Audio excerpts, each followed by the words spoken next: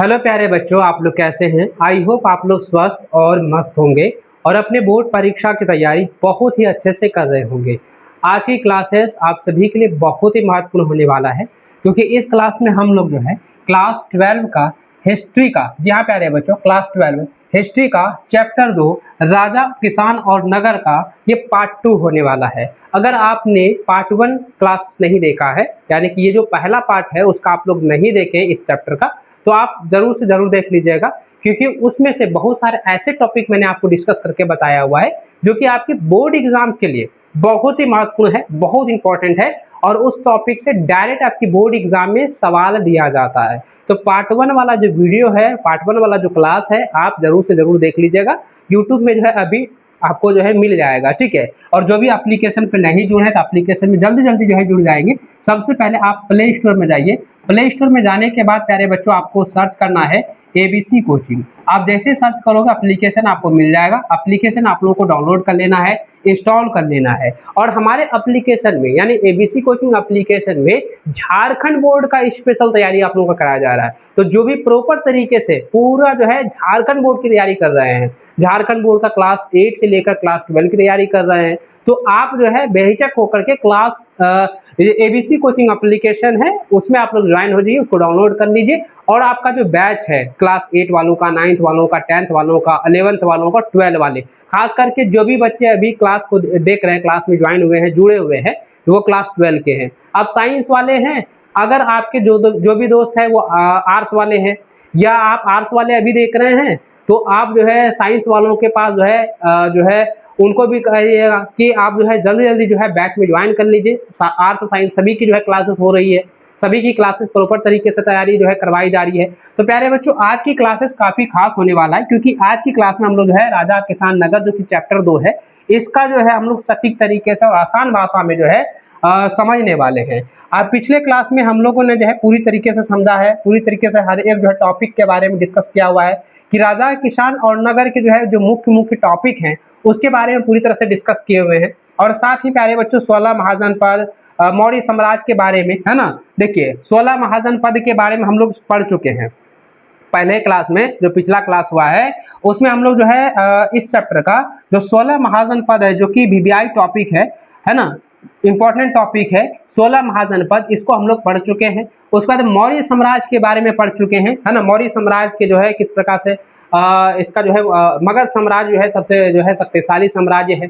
और मगध साम्राज्य जो है जब इसका ये कमजोर होने लगा, उसके बाद जो है मौर्य साम्राज्य की जो स्थापना हुई उसके बारे में हम लोग पूरी तरीके से पढ़े हैं, अच्छे से समझे हैं। अगर आप पिछले क्लास में ज्वाइन नहीं किए थे, पिछले क्लास को नहीं देखे हैं, तो एक बार जो है उसे देख लीजिएगा, अच्छे से समझ लीजिएगा, है ना। चलिए आगे बढ़ते हैं प्यारे बच्चों। साथ ही प्यारे बच्चों मुझे कमेंट करके बताना कि क्या 16 महाजनपद और उनके राजधानियों के बारे में आपको पता है। उनको अगर आप लोग याद कर लिए हैं तो आप जो है फटाफट से देखिए मगध महाजनपद जो है, मगध महाजनपद जो कि आर्य वंश का जो राजा है बिम्बिसार, जो कि 554 ईसा पूर्व से लेकर 491 ईसा पूर्व तक इसका शासन काल रहा। इसके बारे में पूरी राजनीति के बारे में, इसके बारे में हम बता चुके हैं, है ना। और इसके बारे में आपको मैंने बताया था कि ये जो मगध साम्राज्य है ना, जो मगध साम्राज्य है, जब मगध राजवंश कह सकते हैं कि ये जो है ये पूरी ग्रामीण तरीके से, ग्रामीण से बिलोंग करता है। और हम लोग जो है पिछले क्लास में नंद वंश तक जो है डिस्कस कर चुके हैं, नंद वंश तक जो है हम लोग पढ़ चुके हैं। चलिए अब समझते हैं बच्चों, यहाँ पे याद रखिएगा नंद वंश के बाद जो है नंद वंश ने, याद रखिएगा नंद वंश जो है कमजोर जब होने लगा, है ना, उसका जो शासन काल जो है कमजोर होने लगा। और इसका प्रसिद्ध नंद वंश में ही इसका जो है प्रसिद्ध राजा और जो है काफी जो है अंतिम राजा जो था वो धनानंद था, जिन्होंने जो है बहुत सारे जो है विस्तारित जो है साम्राज्य का जो है निर्माण किया। धनानंद के समय में ही जो है यूनानी जो राजा है सिकंदर, उसके द्वारा जो है इनके शासन काल में, इसके शासक में जो है युद्ध छेड़ा और युद्ध में जो है वो धनानंद को हराया, है ना। और जो है सिकंदर ने जो है चंद्रगुप्त मौर्य यानी मगध में जो है नंद वंश को जो है समाप्त करके जो है मौर्य साम्राज्य की स्थापना की, मौर्य साम्राज्य की जो है स्थापना की। और मैंने ये भी बताया था कि नंद वंश को जो है, नंद वंश राजवंश साम्राज्य को जो है प्रथम चक्रवर्ती सम्राट जो नंद वंश है उसको जो है नंद वंश सम्राट का जो है की जो स्थापना की है उसको जो स्थापक कहा गया है ना। चलिए आगे यहाँ तक समझ चुके होंगे। चलिए आगे हम लोग समझते हैं प्यारे बच्चों, आगे समझते हैं कि मगध महाजनपद की विशेषताएं और उनके उत्थान के कारण। देखिए उनके विशेषता के बारे में, उनकी विशेषता के बारे में पढ़ेंगे, मगध साम्राज्य का विशेषता, मगध साम्राज्य के बारे में, उनकी विशेषता के बारे में और उनका उत्थान का क्या कारण है उसके बारे में समझते हैं। देखिए याद रखिएगा कि मगध साम्राज्य या मगध महाजनपद सुरक्षित भौगोलिक स्थिति, मगध जो है चारों तरफ से जो है प्रकृति से घिरा हुआ था। प्रकृति से यानी कि जो है प्रकृति का जो पहाड़ है ना, वो पहाड़ जो है, पहाड़ से जो है ये पूरी तरह से जो है घिरा हुआ था। यानी कि पूरी तरह से जो है ये पहाड़ है, ये पहाड़ मान के चलिए पहाड़ है ना, ये पहाड़ है पूरी तरह से, ये जो है पूरी तरह से पहाड़ों से जो है मगध जो साम्राज्य है वो घिरा हुआ है, जिसके कारण से जो है ये पूरी तरह से ये साम्राज्य जो है, मगध साम्राज्य जो है वो सुरक्षित है। और उत्तर गंगा नदी, पूर्व में जो है स्वर्ण नदी है, पश्चिम में जो है चंपा नदी है और दक्षिण में जो है विंध्याचल पहाड़। इससे जो है दुश्मनों के लिए जो है आक्रमण करना काफी मुश्किल हुआ करता था, काफी जो है कठिन था, जिसके कारण से ये जो है मगध साम्राज्य जो है काफी जो है सुरक्षित है और जो है ये काफी ज्यादा स्ट्रॉन्ग भी था, क्योंकि वहां पे मगध साम्राज्य में क्या है प्यारे बच्चों, मैंने आपको बताया था कि कृषि के लिए इसका जो है पर्याप्त पानी मिल गया था, लोहे का जो है उपलब्धता थी, है ना, लोहे की उपलब्धता थी, है ना, हथियार का जो है अधिक जो है प्रयोग होने लगा था, है ना, पूरी मतलब हथियारों का भी निर्माण होने लगा था। तो इसके कारण से जो है मगध साम्राज्य जो है स्ट्रॉन्ग भी था और ये मजबूत था और जो है सुरक्षित भी था। चलिए अब यहाँ पे समझिए बच्चों की मजबूत राजधानी में, मगध साम्राज्य में जो है मजबूत राजधानी में से कौन कौन है। तो याद रखिएगा मगध की जो है 2 प्रमुख राजधानियां, जो कि राजगीर पुरानी राजधानी है और 5 पहाड़ों से घिरा होने के कारण से ये काफी जो है सुरक्षित था, है ना। उसके बाद जो है पाटलिपुत्र जो है इसका राजधानी बना, पाटलिपुत्र जो कि नई राजधानी के रूप में उभरा, नई राजधानी जो है बनाया गया, गंगा, गंडक और स्वर्ण नदियों के संगम पर था और जिससे जो है व्यापार और यातायात का साधन जो है आसान हुआ और इसके कारण से क्या है कि व्यापार में भी इसका जो है काफी ज्यादा उदय हुआ, काफी ज्यादा जो है विस्तार हुआ। तो याद रखिएगा इसके कारण से, यानी मजबूत राजधानी में से याद रखिएगा कि मगध साम्राज्य का जो राजधानी है पाटलिपुत्र, ये काफी ज्यादा जो है व्यापार के लिए प्रसिद्ध रहा और व्यापार के लिए काफी स्ट्रॉन्ग भी था, मजबूत भी था, है ना। चलिए अब यहाँ पे समझिए प्यारे बच्चों की मगध साम्राज्य में जो शक्तिशाली राजा है वो कौन कौन से थे। तो याद रखिएगा मजबूत बनाने के लिए, यानी कि मगध को जो है, मगध साम्राज्य को, मगध जो है महाजनपद को जो है मजबूत बनाने के लिए, स्ट्रॉन्ग करने के लिए जो है इन राजाओं का जो है बड़ा ही योगदान रहा। पहला था बिम्बिसार, दूसरा है अजातशत्रु, तीसरा है महापद्मानंद और इन राजाओं ने जो है मगध को जो है शक्तिशाली बनाया। याद रखिएगा बिम्बिसार का बेटा कौन है, अजातशत्रु है और उसके बाद जो है पद्मानंद जो है, ये 3 राजा के कारण से ये मगध साम्राज्य जो है पूरी तरीके से मजबूत था, स्ट्रॉन्ग था। पूरी महाजनपद में से 16 महाजनपद है और 16 महाजनपद में सबसे ज्यादा शक्तिशाली, सबसे ज्यादा सुरक्षित यही था, मगध महाजनपद था, मगध साम्राज्य था। इसको आप लोग अच्छे से याद रखिएगा। आपको अगर ऑब्जेक्टिव में पूछा जाएगा बताइए कौन सा महाजनपद जो है सबसे सुरक्षित और शक्तिशाली था, तो भैया आपको आंसर क्या देना है मेरे बहन, आप क्या आंसर दोगे, मगध साम्राज्य, है ना, मगध साम्राज्य। यह जो है मगध महाजनपद जो है काफी ज्यादा मजबूत और शक्तिशाली था, स्ट्रॉन्ग था, है ना, सुरक्षित था। चलिए अब देखिए प्यारे बच्चों, मैंने बताया कि मगध महाजनपद में और मगध साम्राज्य में प्यारे बच्चों याद रखिएगा लोहे की उपलब्धता थी। राजगीर के पास, यानी कि इसका जो राजधानी राजगीर है, राजगीर के पास जो है लोहे की जो है बड़े भंडार थे, इसे जो है अच्छे हथियार जो है बनाए जा सकते थे। मगध क्षेत्र आज का झारखंड में कोयला भी निकलता है। मगध साम्राज्य, देखिए झारखंड में कोयला, है ना, कोयला जानते हो ना जी। अब ये बताओ, आप लोग मुझे कमेंट करके बताओ कि झारखंड में जो है कोयला का खदान जो है कहाँ कहाँ पर है और सबसे बड़ा जो है खदान कहाँ पर है झारखंड में, आप मुझे बताना, क्योंकि आप झारखंड से हैं, हम भी झारखंड से, तो आप मुझे कमेंट करके बताइए कि झारखंड में जो है सबसे बड़ा जो है कोयला खदान कहाँ पर है। तो हमारे जस्ट यहाँ पे घर से जो है 10 किलोमीटर के बाद जो है कोयला खदान है ना। तो आप बताओ आंसर आप लोग बताओ कि झारखंड में जो है कोयला खदान कहाँ कहाँ पर है, पूरा तरीके से आप बताइए। चलिए आगे समझते हैं, आगे जानते हैं बच्चों को। उपजाऊ भूमि और जो है अच्छी खेती के लिए जो है मगध साम्राज्य के पास जो है पर्याप्त पानी था। तो अच्छे समझिए कि मगध साम्राज्य में या मगध की भूमि जो है बहुत उपजाऊ थी और अच्छी वर्षा होती थी, इससे जो है ज्यादा फसल व्यापार जो है बढ़ा राज्य की आय में, है ना, व्यापार में जो है अच्छी फसल हुआ, ज्यादा फसल हुआ तो व्यापार में भी वृद्धि हुई। अब उसके बाद क्या है, राज्य की जो आय है वो दुगुना बढ़ने लगा, राज्य की आय में जो है वृद्धि हुई,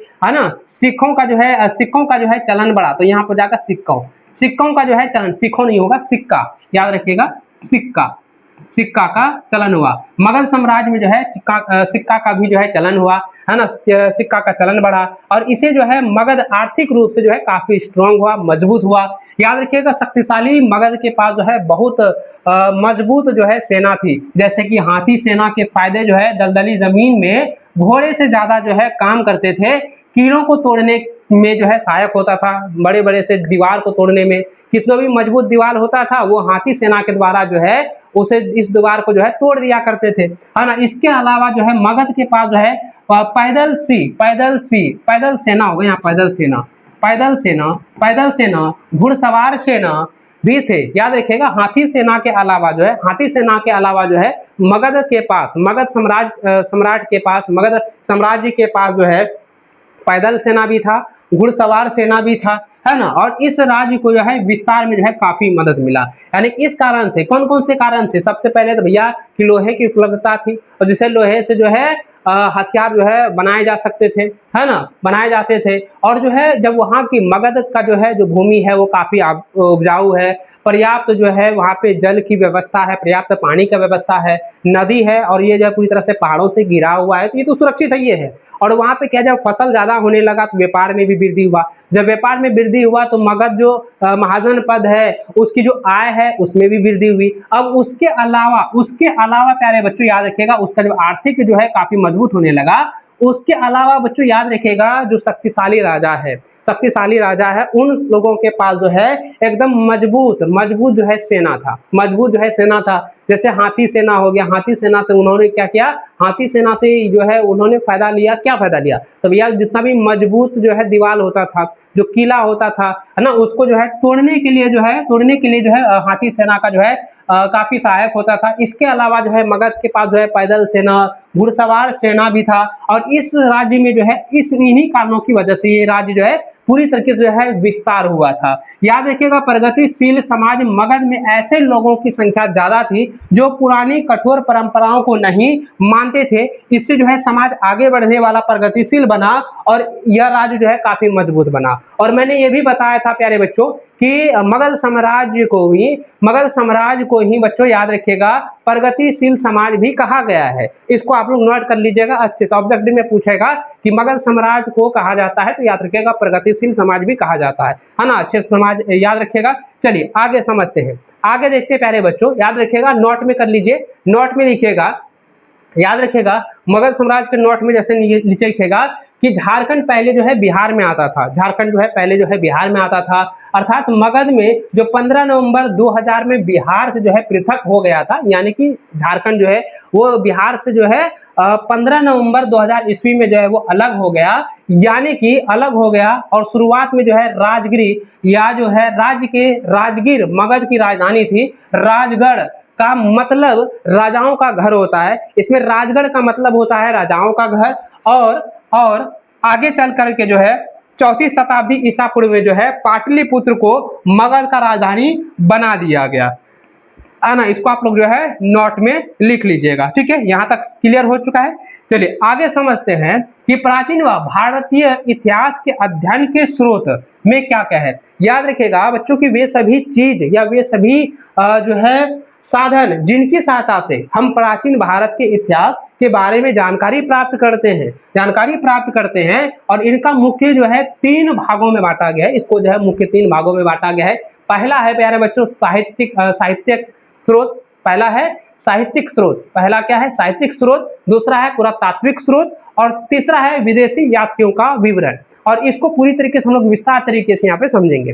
ये जो है प्राचीन भारतीय इतिहास का जो अध्ययन जो है उसको जो है 3 भागों में बांटा गया है, साहित्यिक स्रोत, पुरातात्विक स्रोत और तीसरा है विदेशी यात्रियों का विवरण या विदेशी यात्रियों के विवरण। तो इसके बारे में हम लोग पूरा डिटेल से यहाँ पे समझते हैं, अच्छे से समझते हैं प्यारे बच्चों। चलिए आगे प्यारे बच्चों बढ़ते जाइएगा, साथ ही प्यारे बच्चों मुझे कमेंट करते जाइए कि आप झारखंड के जो है किस जिला से आप मुझे देख रहे हैं, झारखंड के किस जिला से जो है क्लास 12 की तैयारी कर रहे हैं, पढ़ाई कर रहे हैं, आप मुझे प्यारे प्यारे बच्चों ना फटाफट से कमेंट करते जाइएगा, ठीक है। चलिए आगे बढ़ते हैं, साहित्यिक स्रोत के बारे में समझेंगे। साहित्यिक स्रोत जो है यह ब्राह्मण साहित्य के अंतर्गत जो है 4 वेद, जो कि 4 वेद मैंने बताया था, ऋग्वेद, सामवेद, यजुर्वेद और अथर्ववेद, और ये चारों वेद याद रखिएगा, ये चारों वेद के अंतर्गत जो है ये साहित्यिक स्रोत के अंतर्गत आता है। और इसी के जो है देखिए मैंने अभी बताया था बच्चों की ऋग वैदिक काल हो गया, उत्तर वैदिक काल हो गया, मैंने बताया था ऋग वैदिक काल में ही जो है ऋग्वेद की रचना किया गया है ना। उसके बाद जो है उत्तर वैदिक काल में प्यारे बच्चों सामवेद, यजुर्वेद और जो है अथर्ववेद की रचना की गई। और जो है ये जो है पूरा तरीके से ये वेद जो है ना, ये वेदों से जो है जानकारी जो है मिला है मगध साम्राज्य को, है ना। तो वहाँ पे पूरा हम बताए थे कि ग्रामीण साम्राज्य ग्रामीण जो है शासनकाल को भी इसको कहा गया है। तो आगे हम यहाँ पे पिछले क्लास में बताए हुए हैं, ठीक है। चलिए अब आगे देखिए, समझिए कि उपनिषद इसकी जो संख्या है वो 108 है और पुराण की जो संख्या है वो कितना है, 18 है। याद रखिएगा बौद्ध साहित्य में, बौद्ध साहित्य के अंतर्गत जो है त्रिपिटक यानी कि विनय पिटक, सुत्त पिटक एवं अभिधम पिटक यानी कि दीपवंश एवं महावंश, अंकुतर निकाय आदि आते हैं। और जैन साहित्य के आगम कहा गया, देखिए जैन साहित्य को जो है आगम भी कहा गया है। जैन साहित्य को प्यारे बच्चों आगम भी कहा गया है, जिसमें कि जैन धर्म के ग्रंथ आते हैं। जैन धर्म को याद रखिएगा, सॉरी जैन साहित्य को है ना, याद रखिएगा जैन साहित्य को प्यारे बच्चों आगम भी कहा गया है। और इनमें जो है जैन धर्म शामिल है, जैन धर्म के ग्रंथ जो है आते हैं। उसके बाद आता है महाकाव्य। देखिए 2 अन्य प्रमुख ग्रंथ महाकाव्य यानी कि जो हो गया रामायण हो गया, महाभारत है, और इसमें भी जो है राजनीति, सामाजिक, संस्कृति एवं जो है अर्थव्यवस्था की महत्वपूर्ण जो है जानकारी मिलती है। देखिए महाकाव्य जो, जैसे महाकाव्य 2 वही है ना, बड़ा वाला है ना, प्रमुख जो ग्रंथ है महाकाव्य है वो है रामायण और महाभारत। रामायण में भी जो है आर्थिक, राजनीतिक, सांस्कृतिक, समाज के बारे में, अर्थव्यवस्था के बारे में जानकारी मिलती है। महाभारत में भी जो है अर्थव्यवस्था के बारे में, राजनीति, समाज और संस्कृति के बारे में जानकारी मिलता है। तो ये 2 महा जो है काव्य है, इसको आप लोग नोट कर लीजिएगा, इसमें जो है सारे जो है इसमें रामायण और महाभारत में भी याद रखिएगा राजनीतिक, समाज, संस्कृति एवं अर्थव्यवस्था की महत्वपूर्ण जो है जानकारी मिलती है। अर्थशास्त्र यह जो है कौटिल्य, चाणक्य द्वारा लिखा गया है। अर्थशास्त्र मौर्यकालीन राजनीतिक इतिहास की जो है जानकारी देता है। उसके बाद आता है तरंगिणी। देखिए कलहान के द्वारा जो है यह लिखा गया है। कलहान के द्वारा आप लोग जो है क्लास 11th में पढ़े होंगे।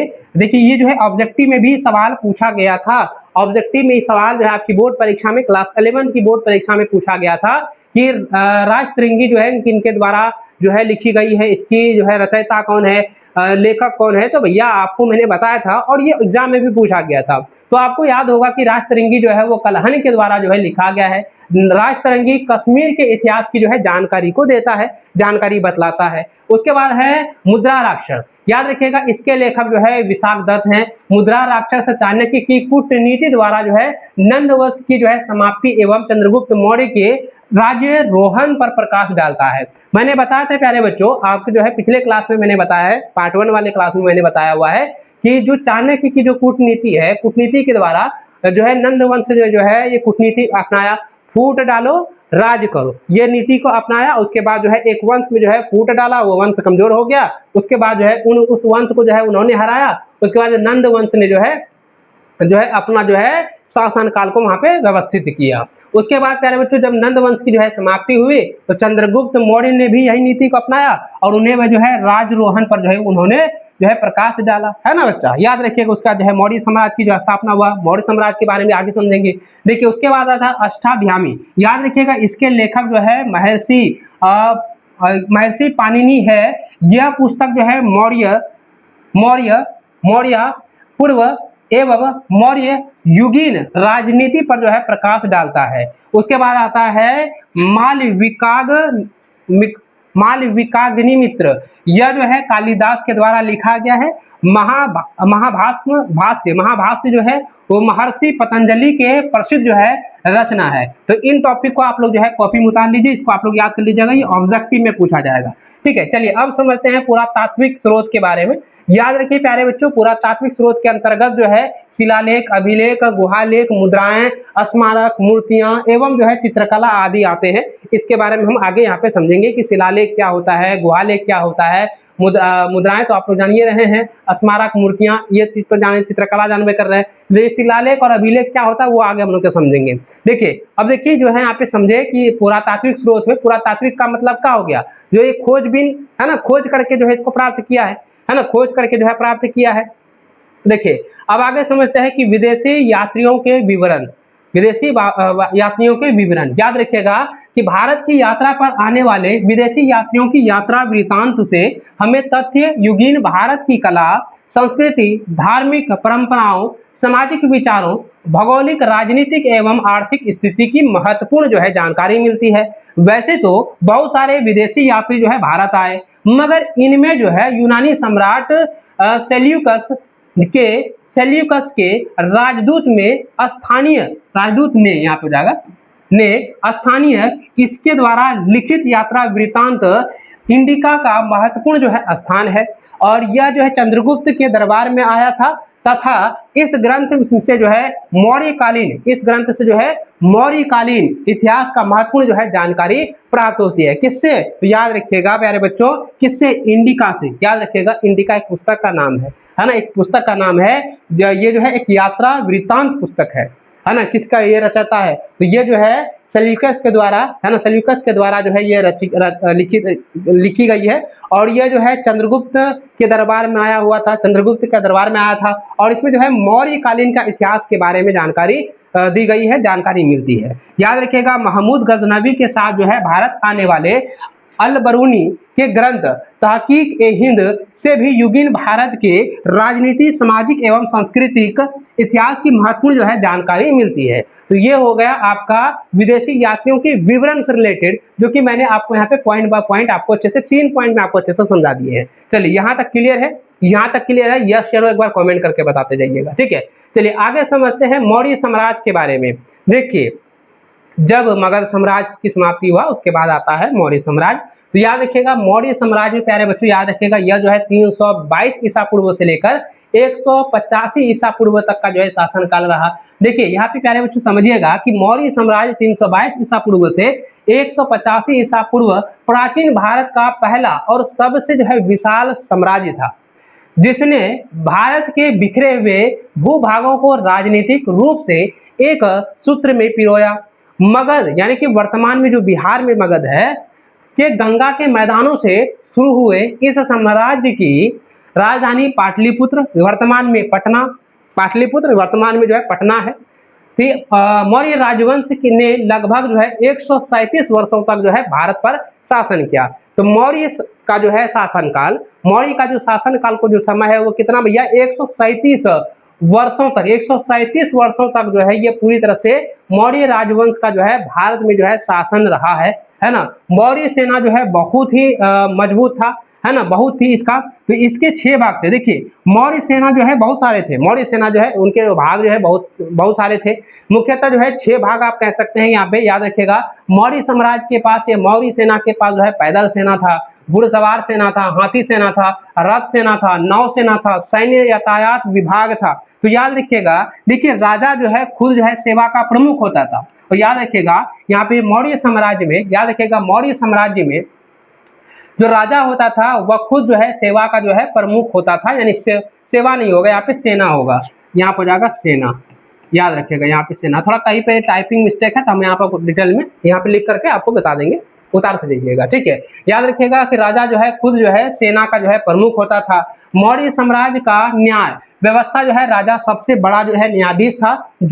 जो 2 प्रकार के न्यायालय थे, धर्म स्तरीय न्यायालय जो कि दीवानी कहा गया है, और जमीन और पैसों के विवाद के लिए, है ना, कंट कसोधन न्यायालय जो कि फौजदारी के लिए, और चोरी मारपीट और जो है अपराध के मामले के लिए अलग अलग जो है वो विभाग रखता था। जैसे हम लोग यहाँ पे पढ़े ना अभी इसकी सैन्य यातायात विभाग, सैन्य और यातायात विभाग। तो यहाँ पे याद रखिएगा मौर्य समाज का जो न्याय व्यवस्था था, राजा सबसे बड़ा जो है न्यायाधीश होता था, और उसमें भी 2 प्रकार के जो है न्यायाधीश थे, एक धर्म स्तरीय था और दूसरा था बच्चों जमीन के लिए अलग, है ना, जो है फौजदारी के लिए अलग, चोरी मारपीट और अपराध के मामले के लिए अलग अलग जो है न्यायालय जो उन्होंने, न्यायाधीश था, है ना, न्यायालय जो है तैयार किया हुआ था। अच्छे से समझ गए हैं कि मौर्य साम्राज्य का किस प्रकार से जो है शासन व्यवस्था था। चलिए अब यहाँ पे समझते हैं प्यारे बच्चों कि मौर्य साम्राज्य में जो गुप्तचर व्यवस्था है वो किस प्रकार से है। तो मौर्य साम्राज्य में मौर्य काल में मजबूत जो है जासूसी व्यवस्था थी, जो कि संस्था होता था वो एक जगह रहकर जो है जानकारी देने का जासूसी करता था, है ना, जानकारी को इकट्ठा करता था, जासूसी कह सकते हैं इसको, जो हम कह सकते हैं जासूस, इसको हम जासूस कह सकते हैं। और जो संचारण होता है वो भेष बदल करके जो है घूमने वाला जासूस को कहा गया है। जो संचारण है वो भेष बदल कर जो है घूम घूम कर जो है जासूसी करता था, है ना, याद रखिएगा। प्रमुख जो है शासक और जो है कालक्रम, देखिए अब मौर्य साम्राज्य में जिसके जितने भी शासक रहे उसका कालक्रम क्या रहा उसके बारे में समझते हैं। देखिए सबसे पहला है चंद्रगुप्त मौर्य, जो कि 322 ईसा पूर्व से लेकर 298 ईसा पूर्व तक इसका शासनकाल रहा। अपने गुरु चाणक्य यानी कि कौटिल्य की सहायता से अंतिम में जो है नंद वंश या नंद शासक धनानंद को जो है हराकर मौर्य वंश की जो है नींव रखी, मौर्य वंश का जो है स्थापना किया। और जो है उन्होंने सिकंदर के उत्तराधिकारी सेल्यूकस निकेटर को पराजित कर साम्राज्य का जो है विस्तार अफगानिस्तान और बलूचिस्तान तक जो है किया। जीवन के अंतिम दिनों में भी उन्होंने जो है जैन धर्म को अपनाया। याद रखिएगा प्यारे बच्चों कि चंद्रगुप्त मौर्य ने जो है जीवन के अंतिम दिनों में जो है जैन धर्म को अपनाया है। जैन धर्म को जो अपनाया है वो किसने अपनाया है? चंद्रगुप्त मौर्य ने। उसके बाद बच्चों चंद्रगुप्त मौर्य के बाद जो है आता है बिंदुसार, जो कि 298 ईसा पूर्व से लेकर 272 ईसा पूर्व तक का शासनकाल रहा। चंद्रगुप्त के पुत्र जिन्होंने यूनानी लेखकों ने जो है अमित्रघात यानी कि शत्रुओं का नाश करने वाला कहा है, इन्होंने साम्राज्य को जो है अक्षुण्य बनाए रखा है, यानी कि जो है विस्तारित बनाए रखा है। याद रखेगा बिंदुसार को प्यारे बच्चों याद रखिएगा, बिंदुसार को जो है अमित्र घात भी कहा गया है, यानी कि बिंदुसार को जो है शत्रुओं का नाश करने वाला कहा गया है। ये आपके लिए काफी इंपॉर्टेंट है, स्टार दे करके आप लिख लीजिए कि शत्रुओं का नाश करने वाला या जो है अमित्र घात जो है किसे कहा गया है? ये जो है बिंदुसार को कहा गया है। इसका शासन काल कब से कब तक है? 298 ईसा पूर्व से लेकर 272 ईसा पूर्व तक। ठीक है, क्लियर है। चलिए आगे बढ़ते हैं। आगे है अशोक महान के बारे में। देखिए अशोक महान के बारे में ये जो है 268 से लेकर के 232 ईसा पूर्व तक इसका शासन काल रहा। इस वंश के सबसे जो है प्रतापीय राजा था। 261 ईसा पूर्व के कलिंग युद्ध के भीषण नरसंहार को देखकर जो है इन्होंने जो है सदा के लिए युद्ध को जो है त्याग दिया। सदा के लिए जो है जैसे कि भीषण जो है संहार हुआ है ना, युद्ध हुआ, तो जो है युद्ध को देख करके जो है अशोक महान ने जो है युद्ध को ही पूरी तरह से त्याग दिया। और इसके बाद जो उन्होंने जो है बौद्ध धर्म को अपनाया और जो है धर्म नैतिक शासन का प्रसार जो है पूरे एशिया में किया। पूरे एशिया में जो इन्होंने नैतिक शासन का जो है विस्तार किया। देखिए याद रखिएगा प्यारे बच्चों, अभी हमने बताया कि जैन धर्म जो है किसने अपनाया? तो जैन धर्म ने जो है वो चंद्रगुप्त मौर्य ने अपनाया था। उसके बाद प्यारे बच्चों अशोक ने जो है वो बौद्ध धर्म को अपनाया था। जैन धर्म किसने? चंद्रगुप्त मौर्य ने। और जो है बौद्ध धर्म जो है किसने अपनाया? तो अशोक महान ने अपनाया। और उन्होंने जो है बौद्ध धर्म को अपनाते हुए यह जो है पूरा तरीके से धर्म का जो है प्रचार विस्तार किया। धर्म का मतलब होता है नैतिक शासन का जो है प्रचार किया। पूरा एशिया में उन्होंने जो है प्रचार किया है ना। चलिए आगे देखिए शासन व्यवस्था और विशेषताओं के बारे में। देखिए कौटिल्य का जो अर्थव्यवस्था है इस काल की राजनीतिक और प्रशासनिक व्यवस्था की सबसे जो है सटीक जानकारी जो है चाणक्य द्वारा रचित ग्रंथ अर्थशास्त्र में जो है मिलती है।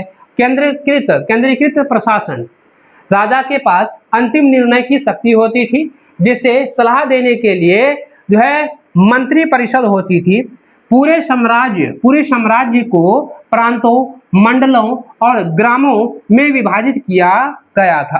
देखिए ये जो है केंद्रीकृत प्रशासन में याद रखिएगा साम्राज्य को पूरी तरीके से साम्राज्य की व्यवस्थाओं को जो है 3 प्रांतों में जो है उन्होंने बांटा। याद रखिएगा प्रांतों में, मंडलों में और ग्रामों में जो है ये उन्होंने बांटा, विभाजित किया। उसके बाद आता है शिलालेख और जो है स्तंभ। देखिए सम्राट अशोक ने जो है अपनी प्रजा तक संदेश को पहुंचाने के लिए पत्थरों पर जो है संदेश खुदवाए। वे जो है भारत के सबसे पुराने पठनीय दस्तावेज हैं, यानी कि जो शिलालेख है वो भारत का जो है सबसे पुराना जो है पठनीय जो है दस्तावेज है। भारत का राष्ट्रीय चिन्ह जो है सारनाथ का सिंह चतुर्मुख स्तंभ इसी काल की देन है। यानी कि जो अशोक सम्राट है, अशोक राजा हैं, उनका ही देन है जो कि अशोक का जो स्तंभ है ना, इसका ही देन है जो कि चतुर्मुख है ना, चतुर्मुख स्तंभ कहा गया है। चतुर्मुख स्तंभ जो है वो शिलालेख यानी स्तंभ यानी अशोक स्तंभ के रूप में है जाना जाता है, और इसी काल की ये देने हैं, याद रखिएगा। चलिए साम्राज्य का पतन। देखिए अब साम्राज्य का जो पतन हुआ वो कैसे हुआ, देखिए अशोक सम्राट का भी पतन कैसे हुआ था यहाँ समझेंगे। याद रखिएगा अशोक की मृत्यु जो है मृत्यु के बाद जो है उसके उत्तराधिकारी कमजोर जो है सिद्ध हुए। केंद्रीय नियंत्रण ढीला पड़ने से आंतरिक जो है विद्रोह बढ़े। 185 ईसा पूर्व में मौर्य वंश के अंतिम सम्राट बृहदर्थ मौर्य की इनके ही सेनापति पुष्यमित्र शुंग ने जो है हत्या कर दी। देखिए यहाँ पे समझेंगे कि अशोक की मृत्यु के बाद जो है उसके जो उत्तराधिकारी बने वे काफी जो है कमजोर साबित हुए, काफी कमजोर सिद्ध हुए।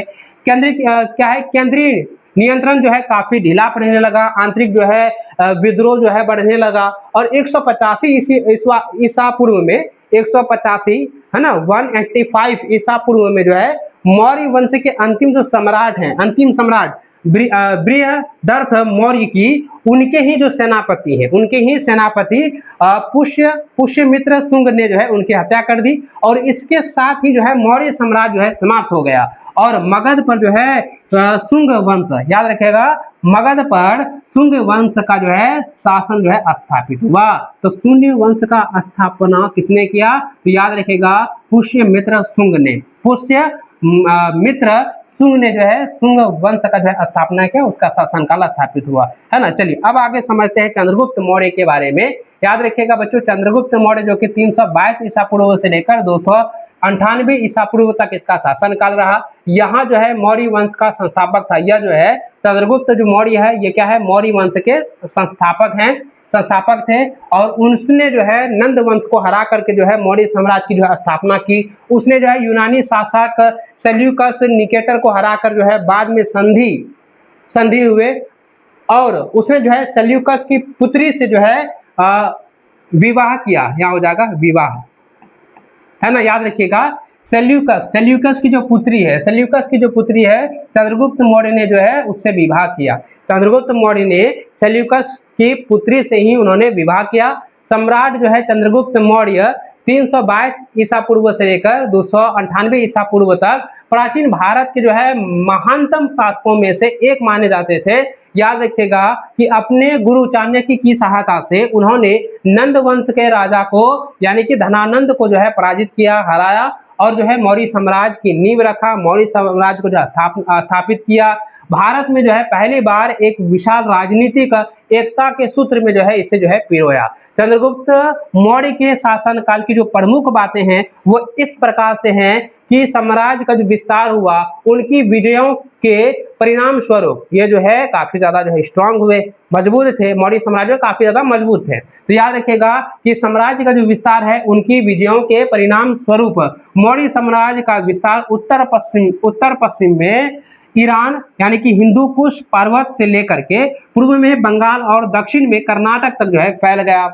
इसका जो याद रखिएगा साम्राज्य का है ना मौर्य साम्राज्य का जो विस्तार है वो जो है उत्तर पश्चिम में ईरान से लेकर के पूर्व में बंगाल, दक्षिण में जो है कर्नाटक तक जो है फैला हुआ था। याद रखिएगा सेल्यूकस निकेटर से युद्ध 305 ईसा पूर्व में, याद रखिएगा मेसिडोनिया के शासक सेल्यूकस के साथ जो है हुए युद्ध में चंद्रगुप्त विजयी हुए, यानी चंद्रगुप्त मौर्य का जो है विजय हुआ, सेल्यूकस को हरा दिया।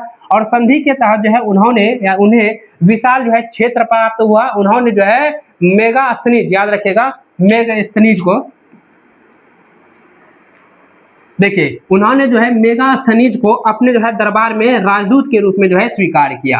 किसने? चंद्रगुप्त मौर्य ने। चंद्रगुप्त मौर्य ने। ये आप यहाँ पे ये देख रहे हो, ये जो है चंद्रगुप्त मौर्य है। याद रखिएगा इसका प्रशासनिक जो व्यवस्था है, इनकी प्रशासनिक व्यवस्था और सैन्य प्रणाली बेहद जो है सुव्यवस्थित थी। चाणक्य यानी कि कौटिल्य द्वारा जो है रचित प्रसिद्धि ग्रंथ अर्थशास्त्र इस काल की जो है राजनीति और अर्थव्यवस्था का प्रमुख जो है स्रोत है। उसके बाद आता है इसका जो है धार्मिक परिवर्तन और जो है संलेखना। याद रखिएगा अपने जीवन में, यानी कि जो है चंद्रगुप्त मौर्य ने अपने जीवन में अंतिम वर्षों में जो है उन्होंने जो है जैन धर्म को अपनाया। उन्होंने क्या किया? जैन धर्म को अपनाया, है ना, जैन धर्म को अपनाया, है ना, याद रखिएगा।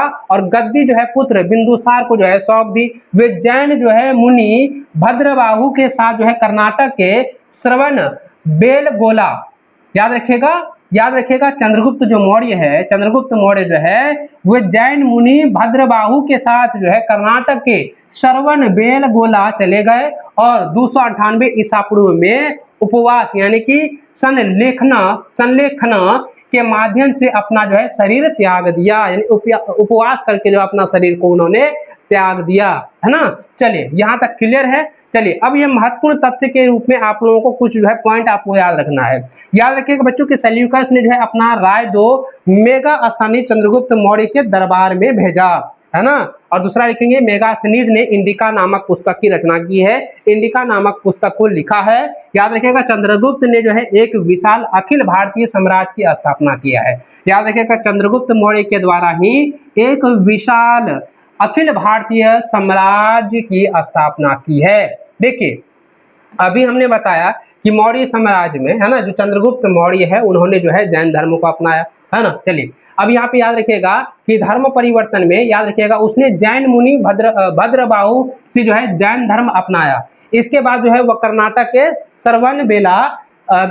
श्रवण बेलगोला चला गया। वहां उसने जो है उपवास यानी कि संलेखना द्वारा जो है 298 ईसा पूर्व में जो है मृत्यु को स्वीकार किया, यानी अपने शरीर को जो है त्याग दिया। चलिए ये हो गया आपका चंद्रगुप्त मौर्य के बारे में। चलिए अब चंद्रगुप्त मौर्य के बाद जो है उसका बेटा जब राजगद्दी में आया, शासन काल में बैठा, तो उसका नाम क्या था? बिंदुसार। बिंदुसार उसका बेटा है, चंद्रगुप्त मौर्य का बेटा बिंदुसार है, याद रखिएगा, है ना। बिंदुसार इसका शासन काल जो है 297 ईसा पूर्व से लेकर 273 ईसा पूर्व तक रहा। चंद्रगुप्त मौर्य के बाद जो है उसका पुत्र बिंदुसार जो है राजा बना। उसने जो है अमित्र घात यानी शत्रुओं का नाश करने वाला जो है कहा जाता था, यानी बिंदुसार को जो है शत्रुओं को नाश करने वाला राजा कहा जाता था। ठीक है, याद रखिएगा ये ऑब्जेक्टिव के लिए पूछा जाता है, कभी सब्जेक्टिव में भी पूछा जाएगा। इसके महत्वपूर्ण घटनाएं इस प्रकार से है कि मिश्रा और जो है सीरिया से मित्रता की। उसने जो है समय तक्षशिला के में जो है 2 बार विद्रोह किया। विद्रोह का जो है दामन पहले विद्रोह अशोक ने दबाया, दूसरा विद्रोह जो है सुसीम ने जो है दबाया। और उसके बाद विदेशी संबंध यूनानी राजा एंटियोकस का राजदूत दी मार्क्स उसके दरबार आया, है ना, यहाँ हो जाएगा दी मार्क्स जो है उसके दरबार में आया। तो ये जो है इसके महत्वपूर्ण तथ्य है बिंदुसार का। चलिए अब आगे समझते हैं। बिंदुसार के शासन काल के बाद आता है सम्राट अशोक यानी अशोक सम्राट। अब देखिए अशोक सम्राट के बारे में समझेंगे कि 273 ईसा पूर्व से लेकर के 273 ईसा पूर्व से लेकर 232 ईसा पूर्व तक इसका शासन काल रहा। याद रखिएगा मौर्य राजवंश के तीसरे और सबसे शक्तिशाली सम्राट के रूप में ये जाना जाता है। कलिंग युद्ध 261 ईसा पूर्व के भयानक नरसंहार में जो है ये व्यथित होकर के, यानी पूरी तरह से जो है देख करके इस तरह अचंभित हो गया कि भैया लाखों लाख जो है लोग जो है मारे जाते हैं। उनको देख करके जो है उन्होंने जो है अपना मन बदला, उन्होंने जो है अपना जो है मन बदल करके अपने अंदर जो है ऐसी नीति को अपनाया, यानी उनका ये कहना है कि अब जो है युद्ध में कुछ नहीं रखा है, अपना जो है धर्म यानी कि नैतिक शासन को जो है उन्होंने अपना लिया, है ना। धर्म यानी उसका युद्ध जो है, युद्ध को देख करके, है ना, यानी कि महायुद्ध को देख करके, भयानक नरसंहार को देख करके जो है उन्होंने, किसने? अशोक सम्राट ने, यानी सम्राट अशोक ने जो है बौद्ध धर्म को जो अपना लिया और धर्म के साथ, धर्म के माध्यम से जो है शांति और अहिंसा का संदेश पूरी दुनिया में फैलाया। बिंदुसार के बाद जो है अशोक राजा बना, बिंदुसार के बाद जो है अशोक जो है राजा बना वह मौर्य वंश का सबसे महान शासक माना जाता है। वह जो है पहले उज्जैन और तक्षशिला का गवर्नर भी था। याद रखिएगा, मौर्य वंश का सबसे पहले महान शासक जो है किसे माना गया है, किसे माना गया है प्यारे बच्चों, ये किसे माना गया है, बिंदुसार को माना गया है। और वह जो है पहले जो है बिंदुसार जो है पहले कहाँ का जो है गवर्नर थे, तो उज्जैन और तक्षशिला का गवर्नर भी थे। चलिए यहाँ तक क्लियर है।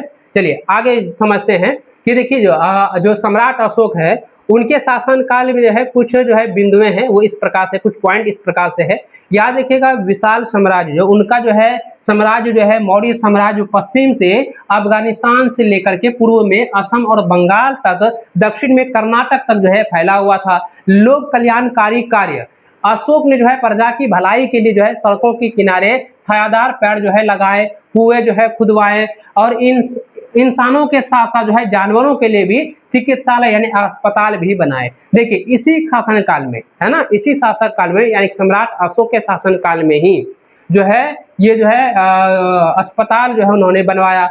अशोक के जो है शिलालेख भी हैं। शिलालेख मैंने अभी बताया कि अशोक ने जो है अपने जो धर्म को जो उन्होंने अपनाया, धर्म को विस्तार करने के लिए, उनको जो है प्रसार करने के लिए जो उन्होंने जो है शिलालेख पर जो है अपनी जो है संदेश को जो उन्होंने खुदवाया, छपवाया, है ना। तो उन्होंने जो है अपने साम्राज्य में विभिन्न स्थानों पर जो है चट्टानों और स्तंभों पर अपने संदेश यानी कि धर्म खुदवाए। सारनाथ का जो है प्रसिद्ध अशोक स्तंभ और सांची स्तूप उनकी जो है उत्कृष्ट कला और विरासत के बेहतरीन जो है उदाहरण है। बौद्ध धर्म का जो प्रचार प्रसार जो है अशोक सम्राट के द्वारा किया गया। उन्होंने जो है अपने पुत्र महेंद्र और पुत्री संघमित्रा को जो है बौद्ध धर्म के प्रचार के लिए जो है श्रीलंका भेजा था। पाटलिपुत्र में जो है तीसरी बौद्ध संगति का आयोजन भी करवाया था, है ना। याद रखिएगा कहाँ पर, पाटलिपुत्र में, है ना, जो वर्तमान में पटना है। किसके द्वारा किया गया था, तीसरी बौद्ध संगति किसके द्वारा, तो ये हो जाएगा बच्चों सम्राट अशोक के द्वारा संचालित किया गया था, आयोजन किया गया था। देखिए अशोक सम्राट का जो है परिवार जो है इस प्रकार से कि अशोक का जो है ना, अशोक का जो है 5 गो पत्नी था अशोक सम्राट का, है ना। सम्राट अशोक का कह सकते हैं, अशोक सम्राट कह सकते हैं कि सम्राट अशोक की जो है 5 पत्नियां थी, जिसमें मुख्य जो है पत्नियां है देवी कारुवाकी और वह है पद्मावती, है ना। इसमें जो है 2 संतान था अशोक सम्राट का 2 संतान था, महेंद्र और जो है संघमित्रा। तो महेंद्र जो है वो क्या है, बेटा है और संघमित्रा जो है वो क्या है, बेटी है। और यह जो मतलब इसका जो संतान है उसकी जो पत्नी है देवी से ही जो है महेंद्र और जो है संघमित्रा नाम के पुत्र पुत्री का जो है पैदा हुए हैं। ये जो है अशोक सम्राट के जो है परिवार का, है ना, ये आपको पॉइंट में याद रखना, ये ऑब्जेक्टिव के लिए है। चलिए आगे समझते हैं। आगे है कलिंग युद्ध। कलिंग युद्ध जो है 261 ईसा पूर्व, 261 ईसा पूर्व, याद रखिएगा। देखिए कलिंग का जो युद्ध है, कलिंग का युद्ध जो है अशोक ने 261 ईसा पूर्व में कलिंग के विरुद्ध जो है युद्ध किया। अशोक ने कलिंग पर जो है हमला किया। इस युद्ध में जो है लगभग 1 लाख लोग जो है मारे गए थे, लगभग 1.5 लाख से भी ज्यादा लोग जो है घायल हुए थे, है ना। और जो है 1.5 लाख से भी ज्यादा लोगों को जो है बंदी बनाए गए थे। अंततः जो है इसका परिणाम जो है इतनी बड़ी हत्या देख करके जो है अशोक जो है दुखी हो गए और उन्होंने यह निर्णय लिया कि अब जो है युद्ध ही नहीं करना है। युद्ध को पूरी तरह से जो है अशोक ने जो है त्यागने का जो है ठान लिया, त्यागने का जो है मन बना लिया और उन्होंने जो है धर्म यानी कि धर्म का जो है प्रचार जो है करना जो है उन्होंने चालू कर दिया। और जो है मैंने अभी बताया कि सम्राट अशोक ने जो है किस धर्म को अपनाया, मुझे कमेंट में इसका आंसर चाहिए, ठीक है। चलिए आगे लिखेंगे बच्चों की इसके लिए, है ना, इसलिए जो है उसने जो है युद्ध नीति छोड़ दी और धर्म विजय की नीति, है ना, धर्म विजय यानी धर्म विजय की नीति को अपनाई और इसी कारण जो है अशोक को जो है महान शासक कहा जाता है। देखिए अब महान शासक क्यों कहा जाता है, सम्राट अशोक को महान शासक क्यों कहा जाता है, पूरी तरह से आप समझ चुके होंगे। अगर क्वेश्चन ये पूछा जाएगा कि बताइए कि सम्राट अशोक को जो है महान शासक जो है क्यों कहा जाता है, तो आपको आंसर यह देना है कि कलिंग युद्ध के दौरान जो है अशोक जो है काफी ज्यादा दुखी हो गए थे। उन्होंने यह निर्णय लिया कि अब कभी भी युद्ध नहीं लड़ना है, धर्म यानी धर्म का जो है प्रचार करना है और उस नीति यानी कि धर्म की नीति, युद्ध की नीति को छोड़ करके जो है उन्होंने जो है धर्म की नीति को अपनाया, धर्म का जो है प्रचार प्रसार किया, इसलिए जो है उसे जो है यानी कि सम्राट अशोक को जो है महान शासक जो है कहा जाता है। याद रखिएगा प्यारे बच्चों, अशोक सम्राट का यानी सम्राट अशोक के जो है 13 जो है शिलालेख हैं जो कि कलिंग युद्ध के बारे में जानकारी देती है, जानकारी जो है प्राप्त है। चलिए आगे समझ लेते हैं अशोक का जो है धर्म प्रमुख के नियम। देखिए अशोक ने जो धर्म अपनाया, तो धर्म अपनाया तो भैया किन किन जो है नियम को जो है उन्होंने अपनाया। तो धर्म के अंतर्गत याद रखिएगा प्यारे बच्चों, सम्राट अशोक ने कहा जो है धर्म को अपनाया, उनका ये जो है मानना है, उनका तथ्य है कि किसी का हत्या नहीं करना है, किसी का हत्या ना करना, माता पिता के सेवा करना, बुजुर्गों का सम्मान करना, गुरु का आदर करना, सबके साथ अच्छा व्यवहार करना, इन नीतियों के साथ जो है अशोक ने जो है धर्म को जो है अपनाया है। याद रखिएगा, अच्छे से समझ गए होंगे, एकदम बढ़िया से समझ गए होंगे। एक बार प्यारे बच्चों आप लोग फटाफट से कमेंट करके बताइए, एकदम एक बार प्यारे बच्चों फटाफट से कमेंट आप लोगों का आना चाहिए। प्यारे बच्चों चलिए आगे समझते हैं। यहाँ तक क्लियर हो चुका है कि सम्राट अशोक का धर्म की जो नीति है, उनका नियम है, किन नीति के साथ, किन नियमों के साथ उन्होंने जो है धर्म को अपनाया, उनका जो है क्या क्या था। तो याद रखिएगा उनका ये मानना था कि किसी का हत्या नहीं करना है, माता पिता की सेवा करना है, बुजुर्गों का सम्मान करना है ना, गुरुओं का आदर करना है और सबका साथ अच्छा व्यवहार रखना है। ये इन नीतियों के साथ उन्होंने सम्राट अशोक ने जो है धर्म का जो है प्रचार प्रसार किया, धर्म की नीति को अपनाया है। चलिए अशोक के बताए 5 जो है दुर्गुण के बारे में भी आप समझ लीजिए। तो उसका अशोक सम्राट अशोक के बारे में 5 जो है दुर्गुण है, जो है उग्रता, निष्ठुरता, क्रोध, घमंड और ईर्ष्या। चलिए अब यहाँ पे समझिए प्यारे बच्चों धर्म प्रसार के उपाय के बारे में। सम्राट अशोक ने जो है धर्म का जो है प्रचार प्रसार किया, तो उनका जो उपाय इस प्रकार से है कि अशोक ने जो है धर्म फैलाने के लिए कई प्रकार से जो है काम किया। अधिकारियों को जो है धर्म प्रसार के लिए जो है भेजा और उन अधिकारियों का नाम जो है धम्म महापात्र में भी जो है रखा है। याद रखिएगा शिलालेखों पर जो है धर्म लिखवाया गया।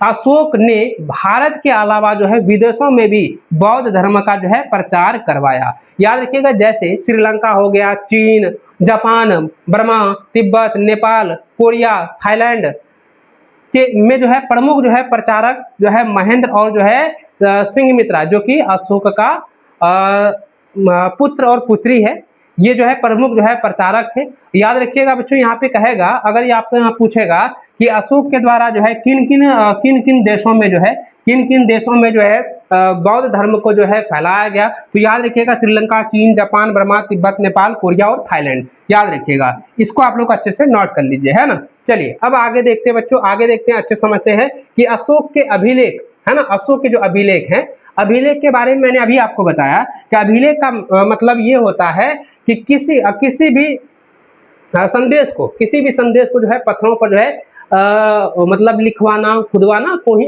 जो है अभिलेख कहा गया है। यहाँ पे याद रखिएगा बच्चों, याद रखिएगा सम्राट अशोक के अभिलेख अशोक के समय का इतिहास है, उसका साम्राज्य और उसका धर्म समझने के लिए अशोक के अभिलेख सबसे महत्वपूर्ण स्रोत है। इनके अभिलेखों को समझ लीजिए तो आपका इतिहास सम्राट अशोक का इतिहास के बारे में आप समझ जाइएगा, उनका जो धर्म क्यों अपनाया और विस्तार प्रचार प्रसार कैसे किया, उनके बारे में पूरी तथ्य वहाँ पे लिखा हुआ है। तो आप जो है अगर अशोक के अभिलेख को पढ़ लेते हैं तो उसके हर एक चीज के बारे में आप लोगों को जानकारी मिल जाएगा। अब तक जो है 40 से अधिक अभिलेख भारत के अलग अलग स्थानों से मिले हैं। इतिहासकार देवता रामकृष्ण भंडारकर है ना, याद रखिएगा, जो इतिहासकार है देवता रामकृष्ण भंडारकर ने तो केवल इन अभिलेखों के आधार ही अशोक का जो है इतिहास को समझा है, अशोक के इतिहास को लिखा है।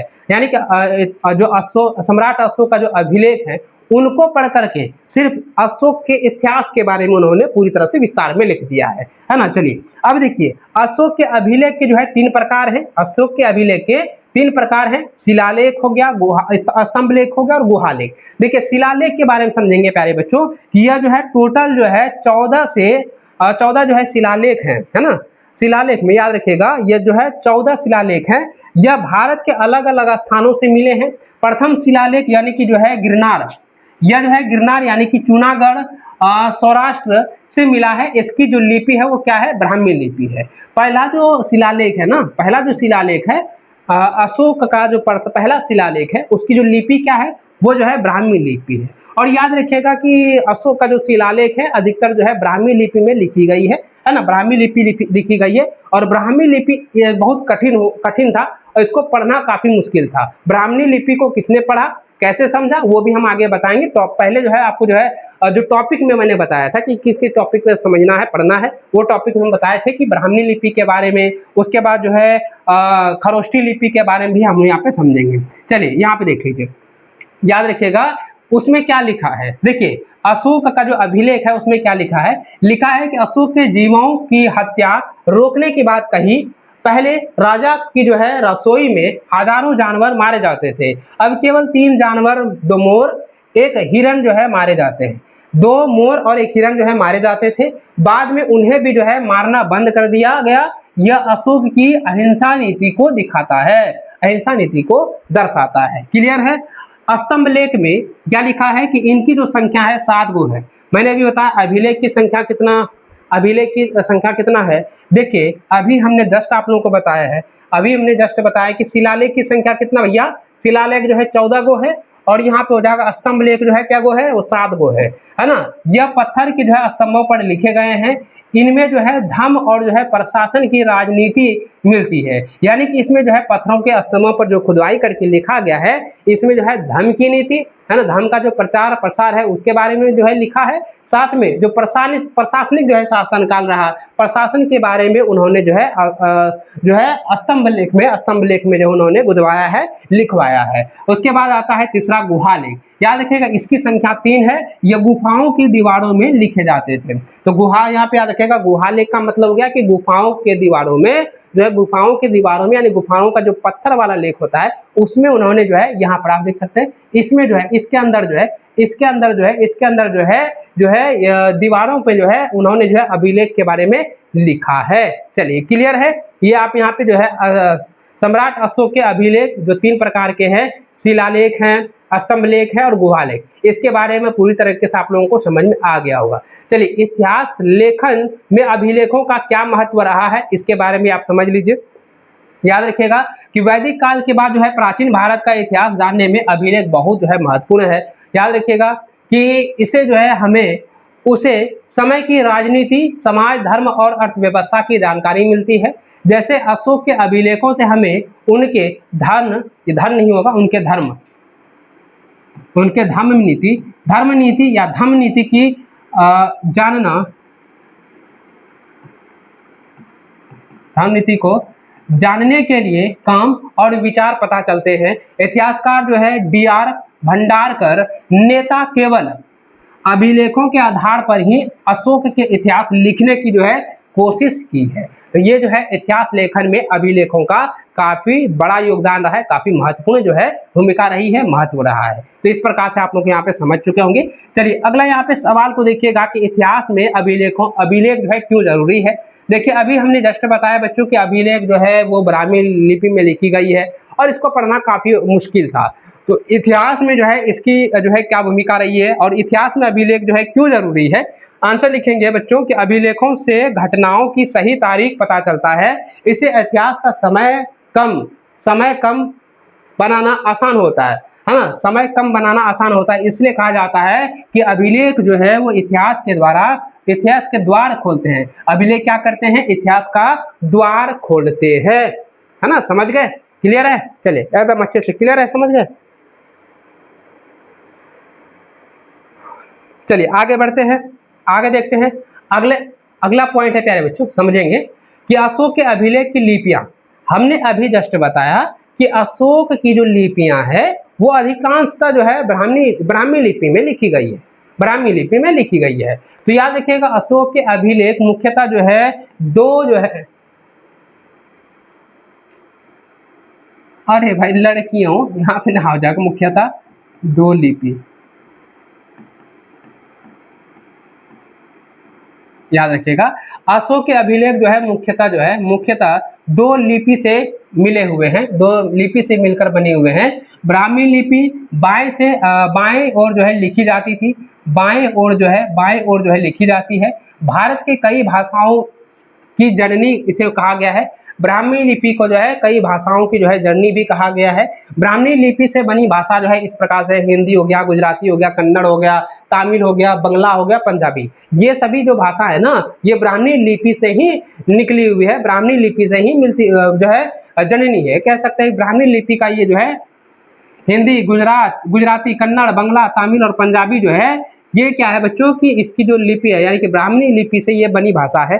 याद रखिएगा 1837 में जो है जेम्स प्रिंसेप ने ब्राह्मणी लिपि को पढ़ा है।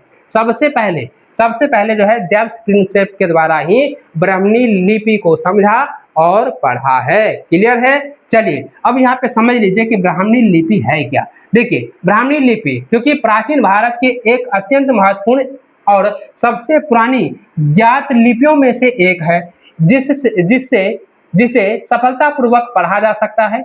यह लगभग सभी आधुनिक भारतीय लिपियां जैसे देवनागरी, बंगाली, गुजराती, तमिल की जननी मानी जाती है। आज यहाँ समझ गए ब्राह्मणी लिपि के बारे में। अब आता है खरोष्टी लिपि। देखिए दाएं से बाएं ओर लिखी जाती है, फ्रांसीसी लिपि जैसी थी, हिंदू यूनानी शासकों के सिक्कों पर मिलती है। इस लिपि को पढ़ने के बाद हिंदू यूनानी शासकों के बारे में जानकारी मिलती है। पूरी तरह से क्लियर है? ब्राह्मणी लिपि और खरोष्टी लिपि के बारे में आप अच्छे से समझ चुके होंगे। क्लियर है ना भाई प्यारे बच्चों? चलिए अब आगे समझते हैं अशोक की भाषा के बारे में। देखिए अशोक ने जो है अधिकतर अभिलेख प्राकृतिक भाषा में लिखवाया है। सबसे पुराने अभिलेख प्राकृतिक भाषा में लिखे गए हैं। आम जनता प्राकृतिक भाषा बोलते हैं और इसमें अशोक का नाम जो है अशोक लिखा गया है, अशोक मिलता है। देखिए यहाँ पे जो है अशोक सम्राट जो है इस प्रकार से नाम लिखा जाता है अशोक का। लेकिन प्राकृत भाषा में अशोक जो है इस प्रकार से लिखा मिला है, इस प्रकार से लिखा मिलता है। याद रखिएगा प्यारे बच्चों, है ना, याद रखिएगा प्यारे बच्चों। ये आपके एग्जाम में जो है कंफ्यूजन के लिए आप लोगों को पूछा जाता है भैया, तो इसको आप लोग याद कर लीजिएगा, है ना। चलिए देखिए ऑब्जेक्टिव में कहेगा कि अशोक की भाषा में याद रखेगा अशोक की जो है प्रकृति भाषा में अशोक का नाम जो है किस प्रकार से लिखा गया है। तो लिखेगा डायरेक्ट ऐसे करके, ऑप्शन में देगा कि अशोक ऐसे, अशोक देगा ऐसे लिखा हुआ रहेगा और एक देगा अशोक ऐसे, तो कौन सा हो जाएगा? तो ये वाला सही हो जाएगा, है ना। इस प्रकार से अशोक का नाम जो है अशोक लिखा मिला है, इस प्रकार से याद रखिएगा, ठीक है। ये ऑब्जेक्टिव में पूछा जाएगा। चलिए अभिलेखों का अध्ययन जो है किस प्रकार से किया जाता है, तो याद रखिएगा प्यारे बच्चों, अभिलेखों के अध्ययन को जो है अभिलेख शास्त्र कहते हैं। सम्राट अशोक के अभिलेख मुख्य रूप से ब्राह्मणी, खरोष्टी और अरामाइक और यूनानी लिपियों में लिखे गए थे। भारत में पाए गए अधिकांश अभिलेख ब्राह्मणी लिपि में है, जबकि पश्चिमोत्तर सीमा में जैसे कि पाकिस्तान, खरोष्टी और अफगानिस्तान क्षेत्र में यूनानी और अरामाइक लिपियों का प्रयोग किया गया है। भारत के अधिकतर भाग में, भारत क्षेत्र के अधिकतर भाग में जो है ब्राह्मी लिपि का प्रयोग किया गया है। वही शाहबाज गाड़ी और जो है मानसेहरा में खरोष्टी लिपि का प्रयोग किया गया है। अफगानिस्तान में यूनानी और जो है अरामेइक जो है लिपि का प्रयोग किया गया है। याद रखिएगा प्यारे बच्चों, है ना, इसको आप लोग नोट कर लीजिए, ऑब्जेक्टिव में कंफर्म पूछा जाएगा। चलिए आगे बढ़ते हैं। आगे देखिए अशोक के अभिलेखों को पढ़ने की कहानी। तो याद रखिएगा खोज 1750 पादरी टिफैन थेलर ने सबसे पहले दिल्ली में अशोक के स्तंभ यानी मेरठ से लाया गया स्तंभ की खोज की, है ना। उसके बाद लिपि को पढ़ना। देखिए मैंने अभी बताया 1837 ईस्वी में सबसे पहले जो है जेम्स प्रिंसेप के द्वारा पहली बार जो है ब्राह्मी लिपि को पढ़ने में सफलता हासिल की थी, है ना। उसके बाद जो है प्रियदर्शी उपाधि जेम्स प्रिंसेप ने पाया कि अभिलेखों पर जो है देवांगपीय पेदेशी यानी कि देवताओं का प्रिय देखने में सुंदर लिखा है। अशोक से संबंध शुरुआत में जो है इस नाम को श्रीलंका के राजा तिस से जोड़ा गया था। बाद में 1915 में जब कर्नाटक में से अशोक का जो है शिलालेख मिला, तब जाकर पूरी तरह से स्पष्ट हुआ कि प्रियदर्शी कोई और नहीं बल्कि स्वयं यानी कि जो सम्राट अशोक है उसका ही है। याद रखिए उसका ही है, अशोक का ही है, सम्राट अशोक का ही है ना। देखिए याद रखिएगा प्रियदर्शी जो है यह सम्राट अशोक को ही कहा गया है। ये आपके एग्जाम में पूछा जाता है कि प्रियदर्शी जो है किसे कहा गया है, तो आपको याद रखना है सम्राट अशोक जो है सम्राट अशोक को कहा गया है। देखिए इतिहास और अभिलेखों में सम्राट अशोक के मुख्य रूप से 3 प्रमुख और उपाधियां मिली है। तो 3 प्रमुख नाम तो हमने अभी बताया भैया, अभी हमने बताया अशोक हो गया है ना, देवानपीय हो गया और प्रियदर्शी यानी प्रियदर्शी हो गया, और विशेष संगम के बारे में समझेंगे। देखिए याद रखिए इतिहास में अभिलेखों में सम्राट अशोक के जो है मुख्य रूप से 3 नाम है। तो पहला है अशोक जो कि इस प्रकार से है ना अशोक। तो यहाँ पे है उनका वास्तविक व्यक्तिगत नाम है, यह अशोक जो है उनका वास्तविक और व्यक्तिगत नाम है। यह नाम केवल जो है कुछ ही लघु शिलालेखों जैसे कर्नाटक में मास्की क्या है नित्तूर और जो है उदय गोलम और मध्य प्रदेश में गुर्जरा में स्पष्ट लिखा मिलता है। पुराणों में इन्हें जो है अशोक वर्धन भी कहा गया है। देखिए अशोक को जो है पुराणों में अशोक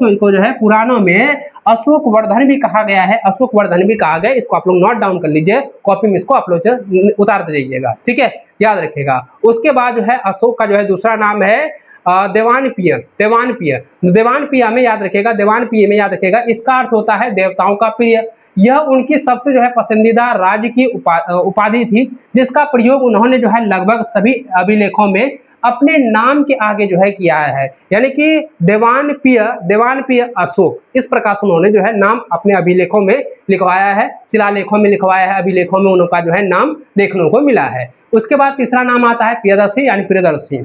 इसका अर्थ होता है देखने में सुंदर या जो दूसरों को स्नेह से देखता हो।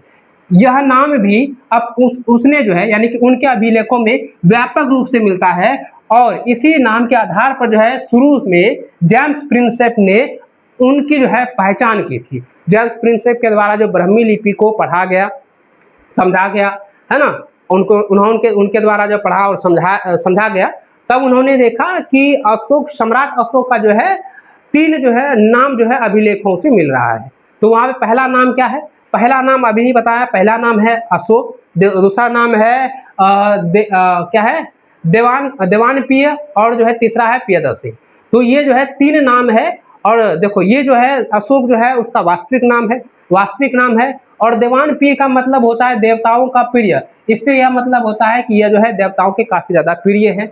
और उसके बाद जो है प्रियदर्शी का अर्थ होता है कि देखने में सुंदर है, यानी या जो है दूसरों को जो है स्नेह से देखता है। तो ये जो है इन्हीं 3 नामों के माध्यम से जेम्स प्रिंसेप के द्वारा जो है सम्राट अशोक की पहचान किया कि सम्राट अशोक की नीति क्या है, सम्राट अशोक जो है किस जो है भावनाओं के साथ जीते थे, उनकी जो है छवि कैसा था, वो उनके बारे में जाना। तो याद रखिएगा विशेष संगम के बारे में समझेंगे। विशेष संगम मध्य प्रदेश में जो है गुर्जरा लघु शिलालेख में इन सभी को मिलाकर एक साथ जो है देवानपीय प्रियदर्शी अशोक राज लिखा गया है, जिससे यह 8 प्रमाण मिलता है। यानी कि ये जो है 8 नाम को 8 जो प्रमाण मिला है, ये तीनों नाम एक ही महान सम्राट के हैं। वो किसका है, सम्राट अशोक का है। तो आप इसको याद कर लीजिएगा, आप इसको प्यारे बच्चों याद कर लीजिएगा। ये आपके एग्जाम में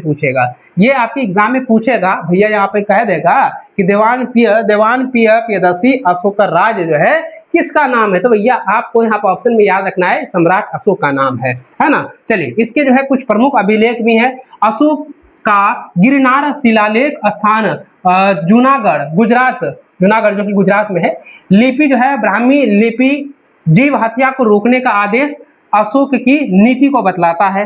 अशोक का जो है 13वां जो शिलालेख है वो जो है शाहबाज गाड़ी जो कि पाकिस्तान में है, और इनकी जानकारी जो है कलिंग युद्ध के वर्णन को बतलाता है। कलिंग युद्ध में जो है नरसंहार हुआ, और उसी को देखते हुए जो है सम्राट अशोक जो है भयभीत हो गए, यानी कह सकते हैं कि उनके अंदर ऐसी भावनाएं जो है उत्पन्न हुई कि उन्होंने जो है युद्ध को पूरी तरह से त्यागने का जो है मन बना लिया, और उसके बाद उन्होंने जो है धर्म की नीति को अपनाया और धर्म को जो है अपना जो है प्रचार प्रसार किया। है ना, और धर्म का प्रचार प्रसार के लिए जो है शिलालेख लिखवाया, है ना। शिलालेख जो है तीन प्रकार के, शिलालेख तीन प्रकार के मैंने बताया ना भैया, शिलालेख जो है शिलालेख जो है तीन प्रकार के हैं। गुहालेख हो गया, ये स्तंभ लेख, गुहालेख और शिलालेख हमने बताया ना। चलिए उसको आप लोग याद रखिएगा।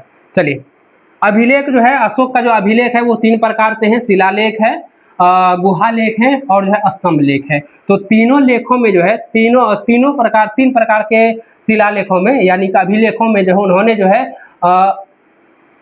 हर एक जो है चीजों को उन्होंने विस्तार पूर्वक बतलाया है, अच्छे से जो है उन्होंने कहा है।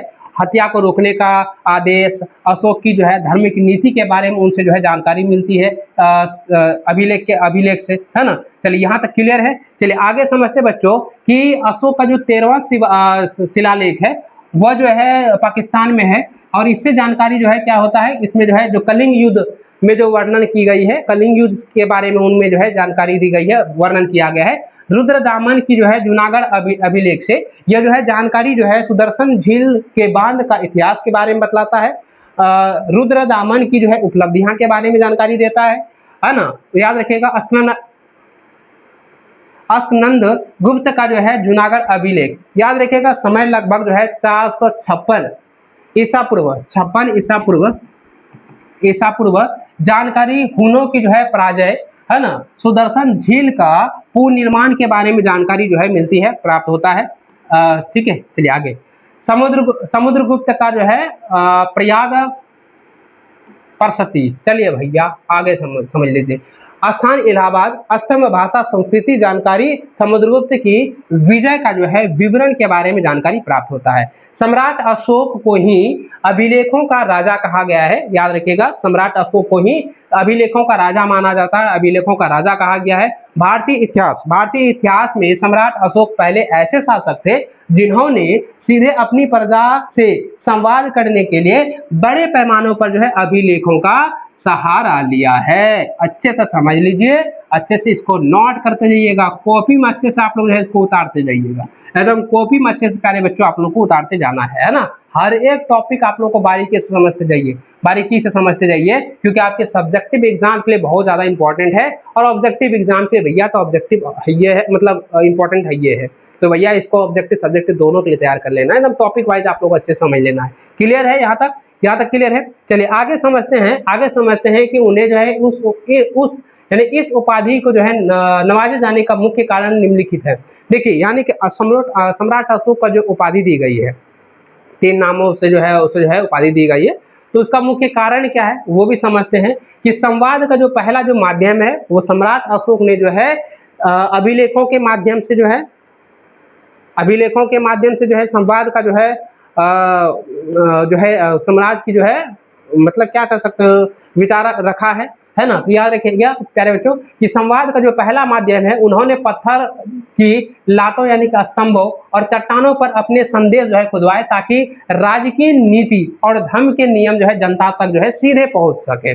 दूसरा है विशाल भौगोलिक विस्तार, उनके अभिलेख जो है आधुनिक भारत, पाकिस्तान, बांग्लादेश और अफगानिस्तान तक फैले हुए हैं, जो उनके विशाल साम्राज्य को दर्शाता है, विशाल साम्राज्य की जानकारी को बतलाता है ना। याद रखिएगा अद्भुत कला और तकनीकी, देखिए चुनार के बलुआ पत्थरों से बने उनके